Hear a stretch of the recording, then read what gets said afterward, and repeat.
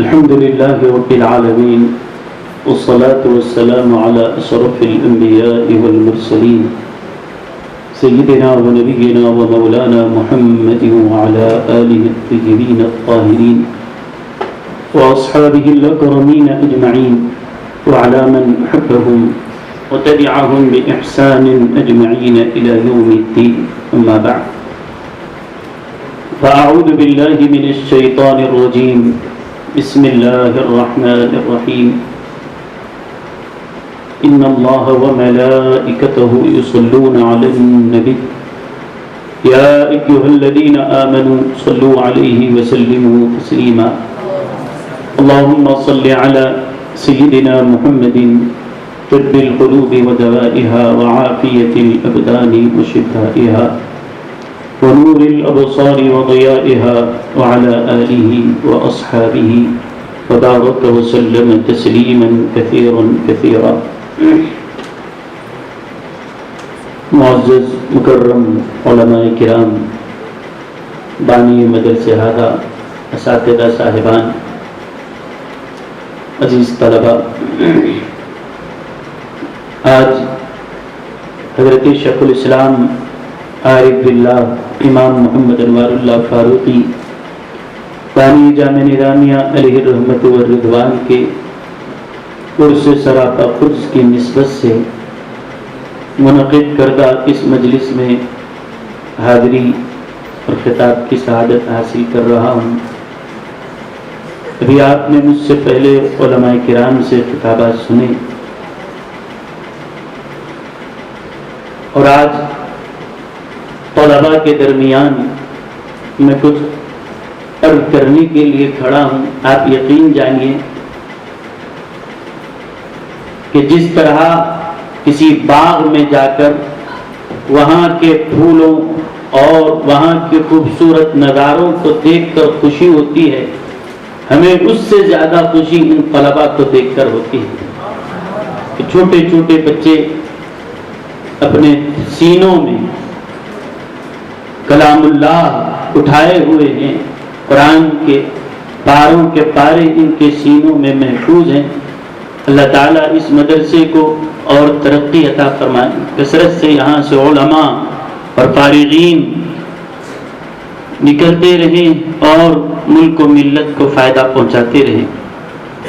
یقیناً یہ جتنی باغ و بہار صرف بزرگوں اور دوستوں، ابھی آپ نے مولانا افتخار صاحب سے سنا ہے کہ حضرت شیخ الاسلام علیہ الرحمہ نے قرآن کریم کے حوالے سے جو خدمات انجام دی ہے کہ کتنی زبانوں میں قرآن کریم کا آپ نے ترجمہ کروایا اور کس طرح سے قرآن کریم کے علوم کی اشاعت کے لیے آپ کمر بستہ رہتے. تو اس کے پیچھے حقیقت یہ ہے کہ وہ آئے اور قرآن کی تعلیم کو عام کیا، کہ قرآن کی تفسیر کی، قرآن کے علوم کو پھیلائے. یہ ایک اتفاقی بات نہیں ہے، وہ آ کر یہ کام نہیں کیے گئے، وہ اسی کام کے لیے دنیا میں لائے گئے. ماں کا جلوہ دیکھ رہی ہے اور کان ہے کہ مصطفیٰ سے قرآن کی تلاوت سن رہی ہے. قرآن سنا بھی ہے اور چہرہ مصطفیٰ کو دیکھا بھی ہے. ایک ہی وقت میں سامنے قرآن بھی ہے، صاحب قرآن بھی ہے. اور اس کو دیکھا اور دیکھنے کے بعد اب جب نیند سے بیدار ہوئی تو سوچی کہ اس کی کیا تعبیر ہے کہ حضور علیہ السلام کو خواب میں دیکھنا یقیناً یہ تو سعادت ہے، لیکن حضور علیہ السلام اس حال میں تشریف لائے کہ قرآن کی تلاوت ہو رہی ہے. حضور قرآن پڑھ کر کیا بتانا چاہتے ہیں، کیا اشارہ ہے؟ اٹھی اور اپنے وقت میں جو علماء اولیاء تھے، معبرین تھے، خواب کی تعبیر بیان کرنے والے، ان کے پاس یہ مسئلہ بھیجایا کہ اس خواب کی تعبیر کیا ہے بتائیں. تو اس خواب کو اس زمانے کے بزرگوں نے سنا تو اس کی تعبیر یہ بیان کی کہ اس کے سوا اور کیا تعبیر ہو سکتی ہے کہ اللہ کے حبیب علیہ السلام نے جو تمہیں آ کر یہ منظر دکھایا کہ حضور بھی ہیں، قرآن بھی ہے اور قرآن آپ کی زبان سے جاری ہے. گویا حضور نے یہ اشارہ دیا کہ تمہاری گود میں جو بچہ آنے والا ہے، جو تمہارا شہزادہ پیدا ہونے والا ہے، یہ وہ ہوگا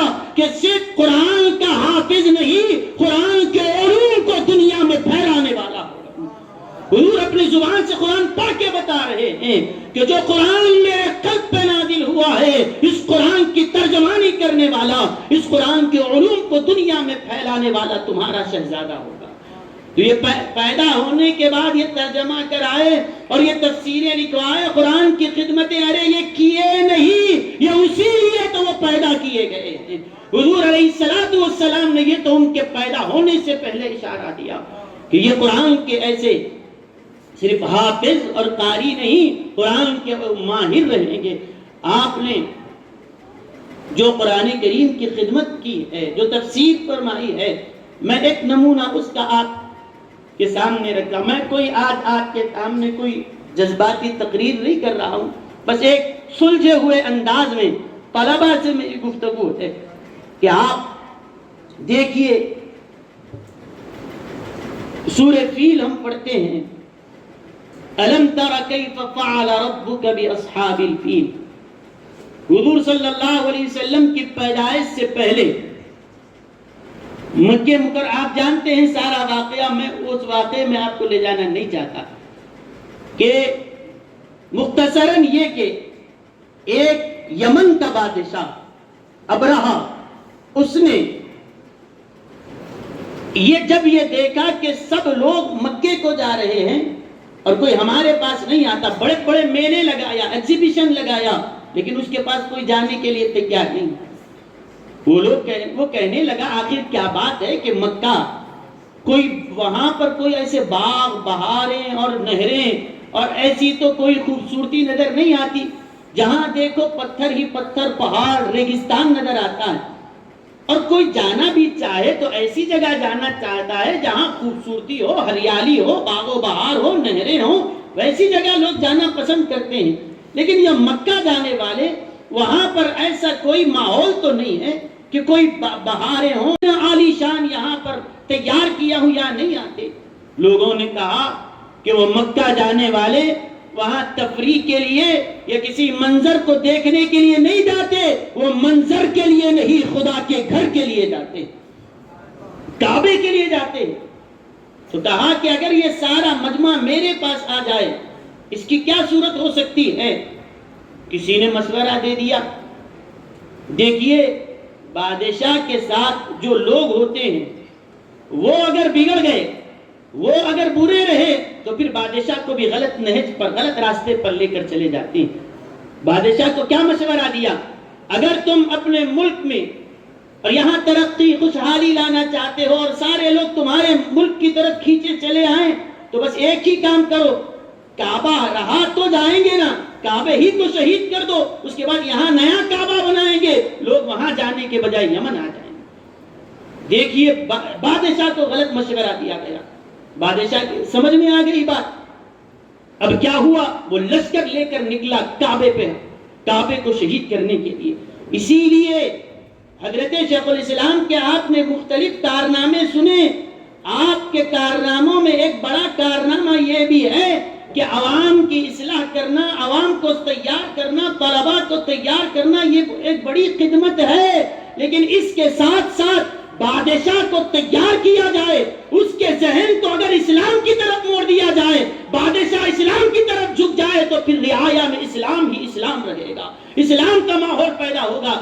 اگر اس کا ذہن دنیا داری کی طرف پھر جائے تو پھر لوگوں کو وہی عیاشیوں کی طرف اور شراب نوشی اور غلط کاموں کی طرف لے جائے گا۔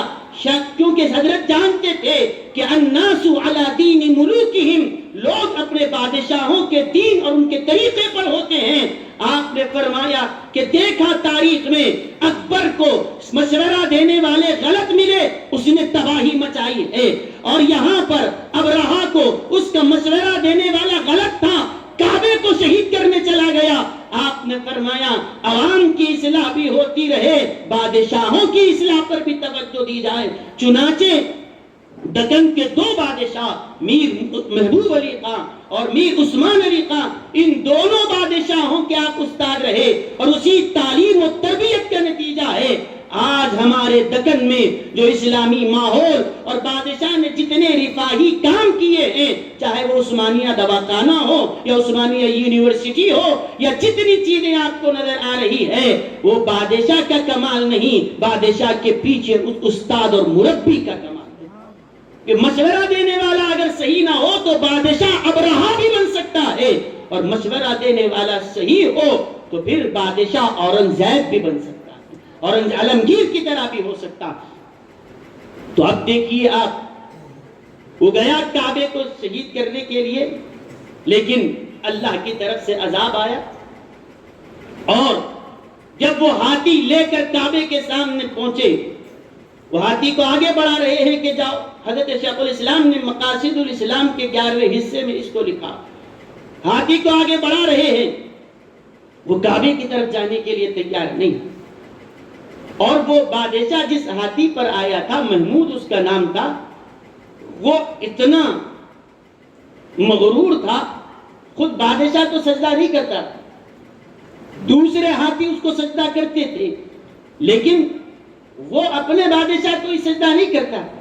اتنے میں حضور صلی اللہ علیہ وسلم کے دادا جان حضرت سیدنا عبد المطلب رضی اللہ عنہ تشریف لائے، تو وہ بادشاہ جس نے کبھی وہ ہاتھی جس نے کبھی اپنے بادشاہ کو بھی سجدہ نہیں کیا، دوڑتا ہوا گیا اور حضرت عبد المطلب کو سجدہ کیا، سر قدموں میں رکھا اور کہنے لگا السلام علی النور الذی فی جبینک یا عبد المطلب، اے عبد المطلب تمہاری پیشانی پہ جو نور چمک رہا ہے اس نور کو میرا سلام۔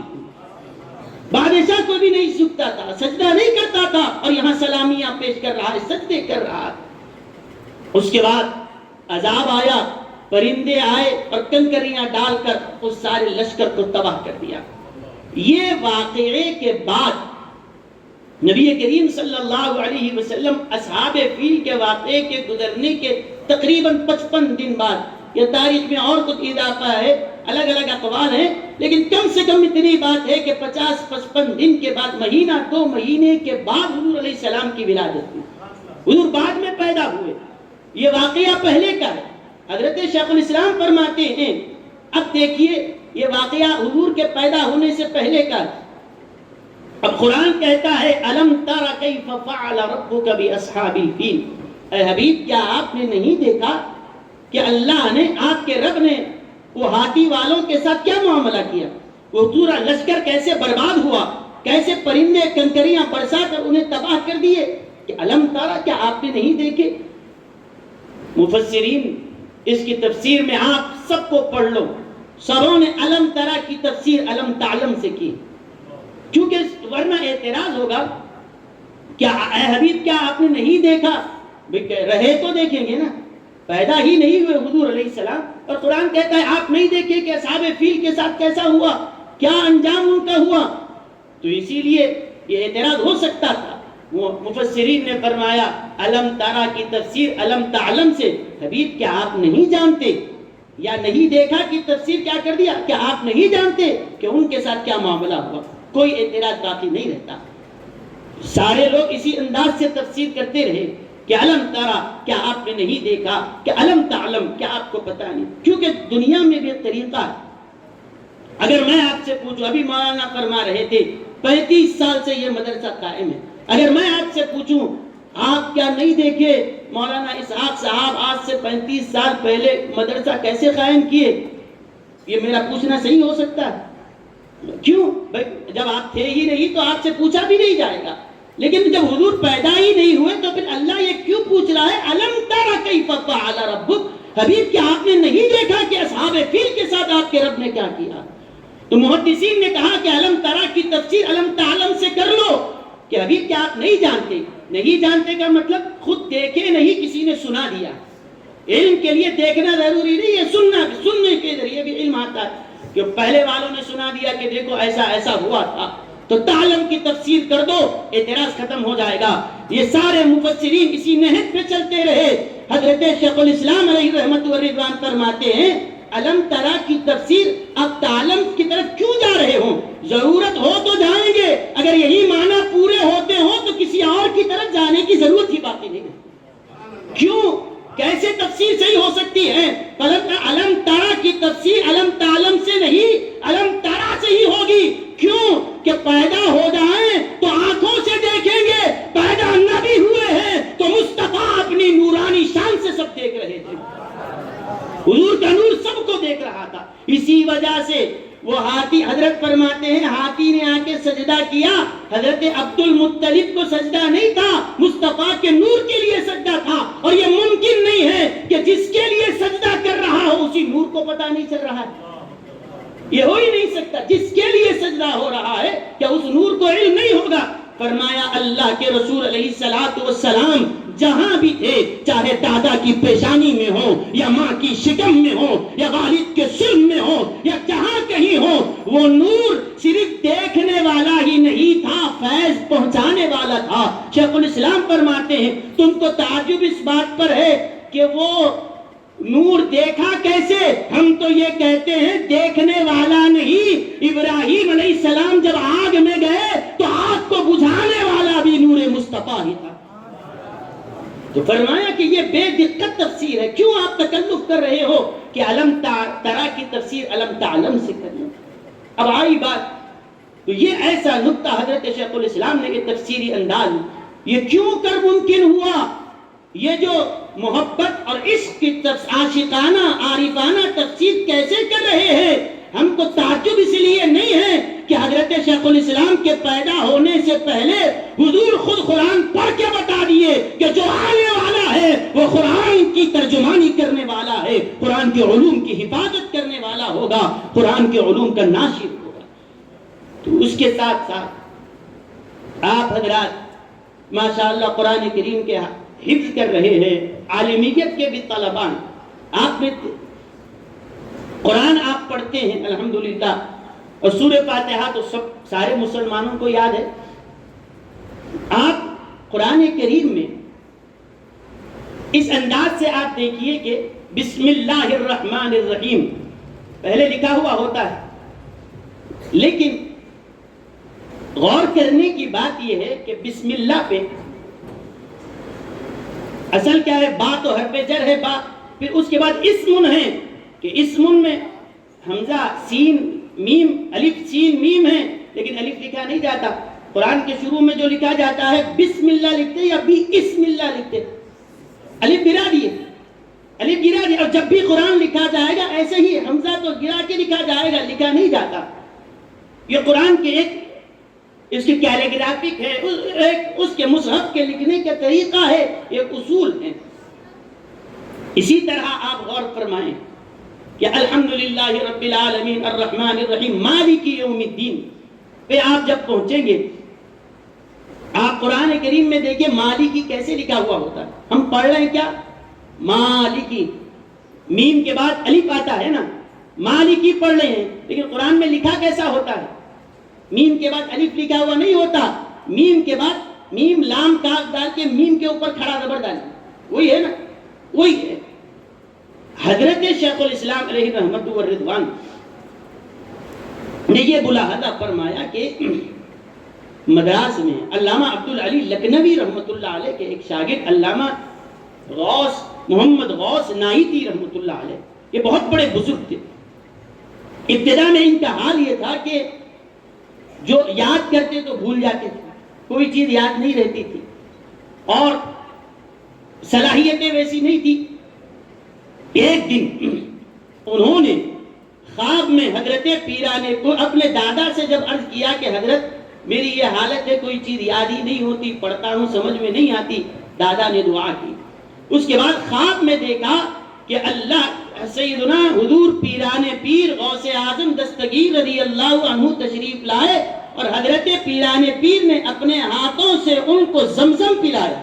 وہ پینا تھا کہ حضرت فرماتے ہیں جب صبح اٹھا تو حافظہ ایسا کبھی ہو گیا کہ پورے علاقے میں ان سے بڑھ کر کوئی حافظے والا تھا ہی نہیں، سینہ کھل گیا۔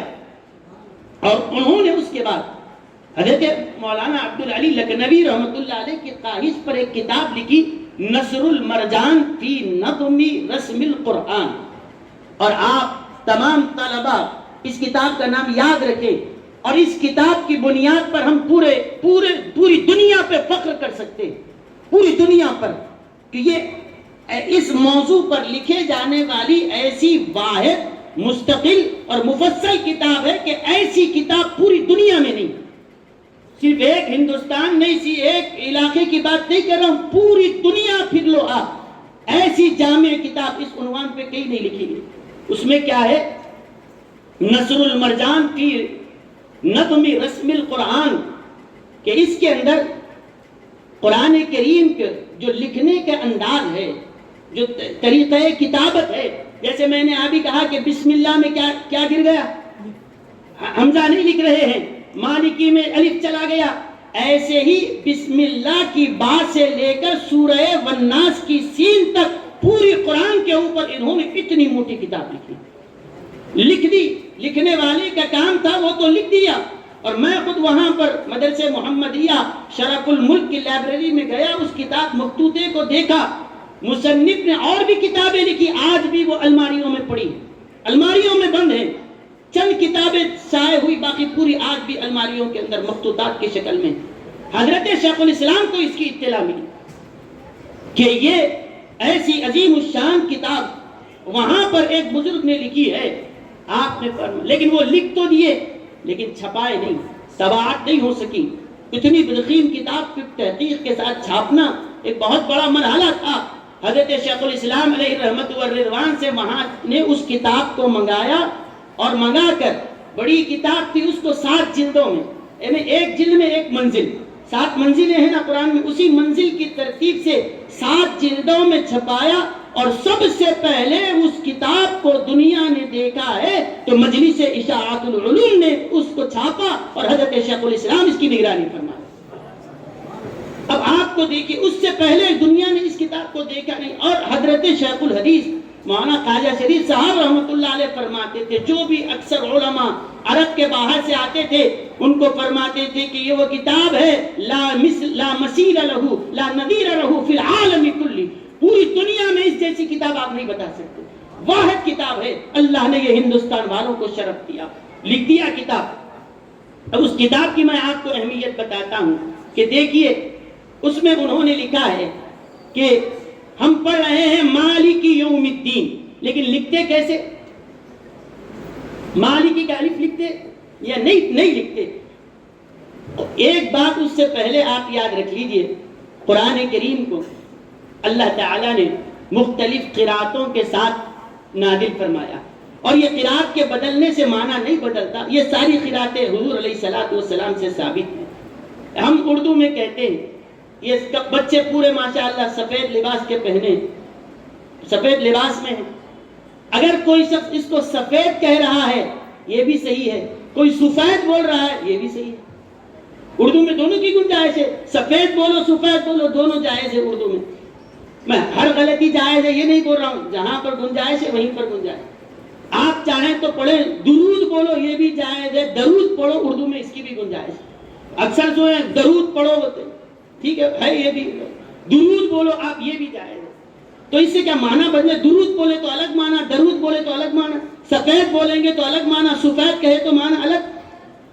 بولیں گے کہ یہ پڑھنے کا انداز الگ ہے، معنی تو ایک ہی ہے. تو معنی جیسے نہیں بدلے، قرآن کی یہ قراتوں سے بھی قرآن کی حقیقت اور کلام کے اوپر کوئی اثر پڑنے والا نہیں ہے، کیونکہ یہ ساری قراتیں ثابت ہیں. اب آئیے قرآن کریم میں ہم پڑھتے ہیں کہ مالک یوم الدین، اللہ قیامت کے دن کا، روز جزا کا مالک ہے. لیکن مالک پڑھتے تو ہیں لیکن لکھتے نہیں ہیں. قرآن میں کیسا لکھتے؟ سمجھ میں آ رہا؟ مالک پڑھ رہے ہیں لیکن لکھتے نہیں. آپ بورڈ کی طرف دیکھیے، سب سے پہلے لائن میں جو لکھا ہے مالک، میم کے بعد کیا لکھا ہے؟ مالک. تو یہ جو قرات ہے امام عاصم کی، امام یعقوب کی، امام کسائی نے، اس کو سب نے مالک ہی پڑھا ہے ٹھیک ہے. لیکن ایک دوسری قرات یہ ہے کہ اس کو مالک نہیں پڑھا گیا بلکہ صفت مشبہ کا صیغہ پڑھا گیا، ملک یوم الدین، ملکن پڑھا گیا. دوسرے نمبر پر آپ دیکھیے کہ ملکن لکھا ہوا. ایک قرات یہ بھی ہے. اس کے بعد دیگر قرآن قرات عشرہ کے دیگر قرآن الگ الگ ان سے قراتیں آئی ہے. اس کے بعد تیسری قرات اس کو پڑھی گئی ہے ملک یوم الدین، فعل ماضی پڑھا گیا ملک یوم الدین. اس کے بعد حضرت سیدنا علی رضی اللہ عنہ یہ قرات پڑھتے تھے، ملاکن پڑھتے تھے، یہ مبالغے کے صیغے سے پڑھتے تھے. فعال ان کے وزن پہ ملاکن پڑھتے تھے، یہ بھی قرات ہے۔ اور قرآن میں جیسے مالک آیا، ملک آیا، قرآن میں ملیکن بھی آیا، عند ملیک مقتدر، ملیکن وہاں جیسے آیا ہے 27 پارے میں، ایک قرات ملیک کی بھی ہے، اور ایک اس کے بعد والی قرات ملکن کی مصدر سے بھی ہے، یہ بھی پڑھا گیا۔ تو مالک کی قرات بھی ثابت، لیکن جو پوری دنیا میں جو قرات امام عاصم کی جو چل رہی ہے وہ مالک کی پڑھتے ہیں۔ حضرت علی نے ملاک پڑھا ہے، ملیکن بھی پڑھا گیا، ملک یوم الدین بھی پڑھا گیا، ملکی بھی پڑھا گیا ہے۔ تو یہ ساری قراتیں متواترہ ہے، چلتے آ رہی ہے، اور اس میں سے بعض قراتیں شاذہ بھی ہے۔ یہ ساری قراتیں ہیں مالک، ملک، ملاک، ملکہ، ملیک اور ملکن، یہ سب چیزیں پڑھنا یہ ساری قراتوں میں جائز ہے۔ آپ پڑھو 7 اشارہ میں آپ کو یہ بتایا جائے گا۔ اب اگر ہم اس کو مالک لکھتے ہیں الف سے تو ہمارے قرات کے مطابق تو صحیح ہو جائے گا، باقی جتنے 5-6 قراتیں ہیں اس کے مطابق تو لکھا نہیں جا سکتا۔ لیکن حضرت سیدنا عثمان غنی رضی اللہ عنہ نے اس کو اس طور پر لکھایا، آپ بازو میں دیکھیے جو لکھا ہوا، ہمارے پاس قرآن میں ویسے لکھا ہوا ہے، ایسے لکھا گیا، میم لام کاف رکھ دو، صرف لام کے اوپر کھڑا زبر ڈال کے پڑھ لو مالک، یہ بھی قرات صحیح ہو جائے گی۔ پھر میم لام کاف ہے، لام کو زیر دے دو، ملک بھی پڑھ سکتے ہیں، ملکہ بھی پڑھ سکتے ہیں، اور لام پہ تشدید ڈال لو ملاک بھی پڑھ سکتے ہیں، اور لام کے نیچے کھڑی زیر ڈال لو ملیکن بھی پڑھا جا سکتا ہے۔ سمجھے آپ؟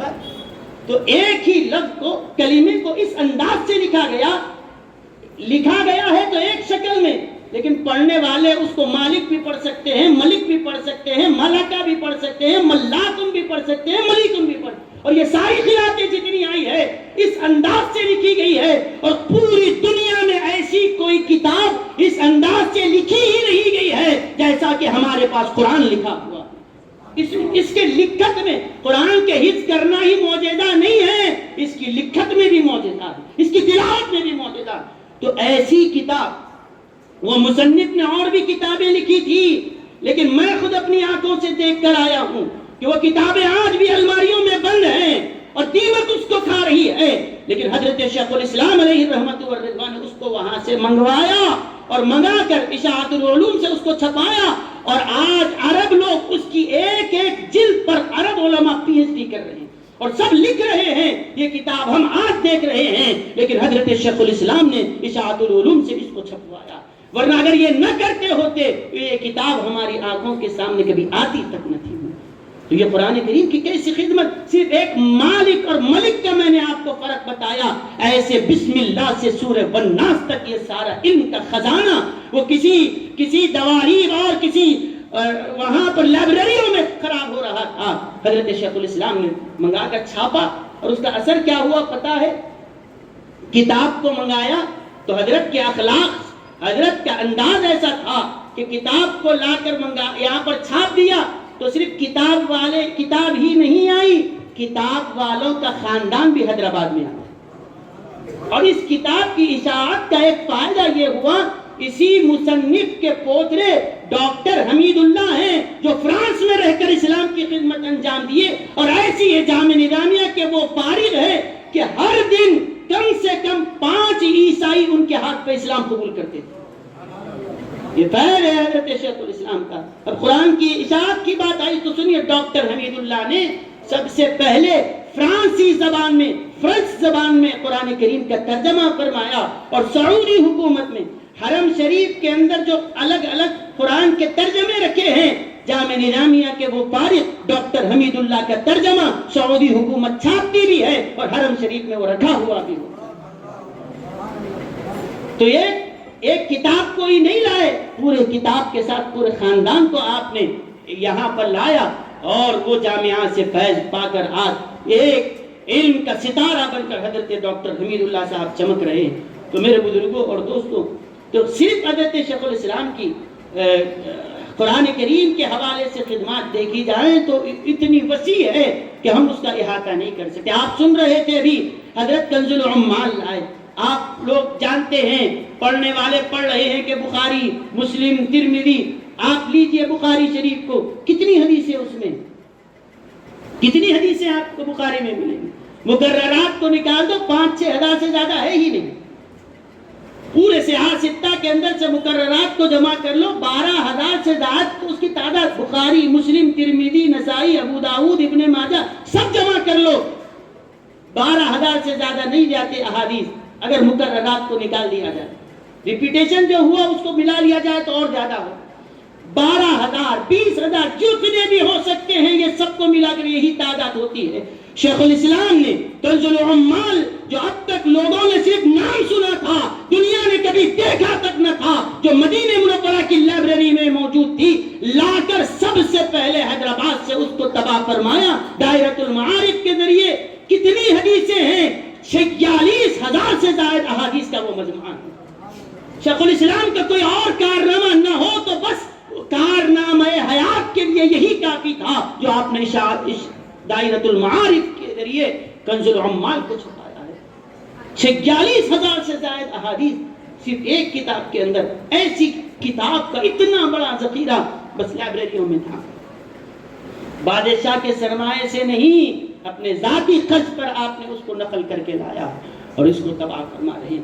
تو میرے بزرگوں اور دوستوں، حدیث طلبہ، حضرت شیخ الاسلام علیہ رحمت و رضوان کی ذات گرامی یہ ہمارے لیے اسوہ ہے، قدوہ ہے، نمونہ ہے۔ حضرت کی زندگی کو سامنے رکھیں، اپنے اساتذہ کی زندگی کو سامنے رکھیں، آگے چلیں۔ جیسا ابھی آپ سن رہے تھے، یہ حفظ ختم کر لینا یہ آپ کی آخری منزل نہیں، یہ آغاز منزل ہے۔ قرآن تو یاد کر لیا، قرآن کے علوم کی طرف آپ کو جانا ہے، آگے بڑھنا ہے۔ خدا کرے ان میں سے ہر طالب علم حافظ قرآن بھی بنے، عالم ربانی بھی بنے، مشایخ طریقت بھی بنے، ملت اسلامیہ کو خوب فائدہ پہنچانے والے بنے۔ وآخر دعوانا ان الحمد للہ رب العالمین۔